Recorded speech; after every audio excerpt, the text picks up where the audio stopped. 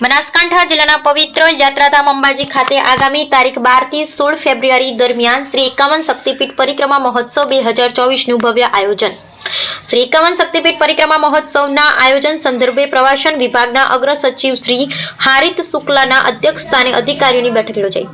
ગુજરાત સરકાર ગુજરાત પવિત્ર યાત્રાધામ વિકાસ બોર્ડ તથા શ્રી આરાસુરી અંબાજી માતા દેવસ્થાન ટ્રસ્ટના સંયુક્ત ઉપક્રમે પવિત્ર યાત્રાધામ અને આદ્ય શક્તિ પીઠ અંબાજી ખાતે આગામી તારીખ ફેબ્રુઆરી થી 16 ફેબ્રુઆરી દરમિયાન શ્રી 51 શક્તિપીઠ પરિક્રમા મહોત્સવ 2024નું આયોજન કરવામાં આવ્યું છે। આ મહોત્સવના સુચારુ સુવ્યવસ્થિત અને સુંદર આયોજન તથા વ્યવસ્થાઓના ભાગરૂપે કરવાની થતી કામગીરી માટે અંબાજી ખાતે પ્રવાસન વિભાગના અગ્ર સચિવ તથા બનાસકાંઠા જિલ્લાના પ્રભારી સચિવ શ્રી હારિત શુક્લાની અધ્યક્ષતામાં અધિકારીઓ સાથે મીટિંગ યોજવામાં આવી હતી।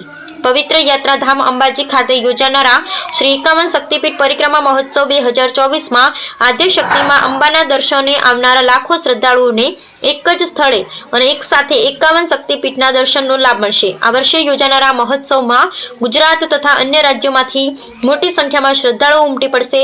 આ મહોત્સવમાં ખૂબ મોટી સંખ્યામાં શ્રદ્ધાળુઓ પરિક્રમા કરવા માટે આવશે, ત્યારે આટલી મોટી સંખ્યામાં આવતા ભક્તોની તમામ સગવડો વ્યવસ્થાઓ સચવાય એ પ્રકારની તૈયારીઓ અને આયોજન વહીવટી તંત્ર દ્વારા કરવામાં આવી રહ્યું છે। પ્રવાસન વિભાગના અગ્ર સચિવ શ્રી હારિત શુક્લએ 51 શક્તિપીઠ પરિક્રમા મહોત્સવમાં અંબાને દર્શન આવનાર દરેક શ્રદ્ધાળુઓના તમામ વ્યવસ્થાઓ સચવાય અને આ પરિક્રમા એમના માટે યાદગાર પ્રસંગ બની રહે એ પ્રકારનું આયોજન કરવામાં તમામ અધિકારીઓને અનુરોધ કર્યો હતો। વધુમાં તેમણે જણાવ્યું હતું કે આગામી વર્ષોમાં પરિક્રમા મહોત્સવ ભાદરવી પૂનમની જેમ શ્રદ્ધાળુ માટે સીમા ચિહ્નરૂપ બની રહેશે। શ્રી હારિત શુક્લાએ વિવિધ સમિતિઓની કામગીરીની સમીક્ષા કરી હતી। આ બેઠકમાં આરાસુરી અંબાજી માતા દેવસ્થાન ટ્રસ્ટના chairman cum collector Shri Varunkumar બરનવાલે પ્રેઝન્ટેશન આપતા જણાવ્યું હતું કે અંબાજી ગબ્બર ખાતે આવેલા 51 શક્તિપીઠ પરિક્રમા મહોત્સવની વ્યવસ્થા જાળવવા માટે અલગ અલગ સમિતિઓ બનાવવામાં આવી છે।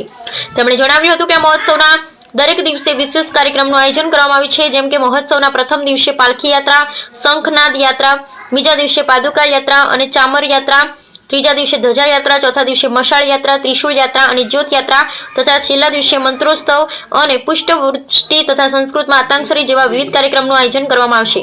વધુમાં મહોત્સવ દરમિયાન દરરોજ ભજન, સત્સંગ, મહાઆરતી, વિવિધ સાંસ્કૃતિક કાર્યક્રમનું આયોજન તથા અંતિમ દિવસે દાતાશ્રી, યજમાનશ્રીઓ તથા બ્રાહ્મણોનું સન્માન કરવામાં આવશે।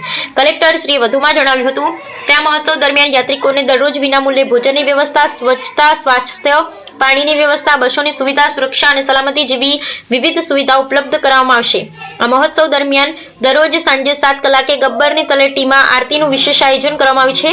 બેઠકમાં ગુજરાત પવિત્ર યાત્રાધામ વિકાસ બોર્ડના સચિવ શ્રી આર રાવલ, જિલ્લા પોલીસ અધિક્ષક શ્રી અક્ષરાજ મકવાણા, મંદિર ટ્રસ્ટના ઇન્ચાર્જ વહીવટદાર શ્રી કમલ ચૌધરી સહિત વિવિધ વિભાગના અધિકારી શ્રી ઉપસ્થિત રહ્યા હતા। Bureau report Ramjibhai Raykor, crime patrolling news.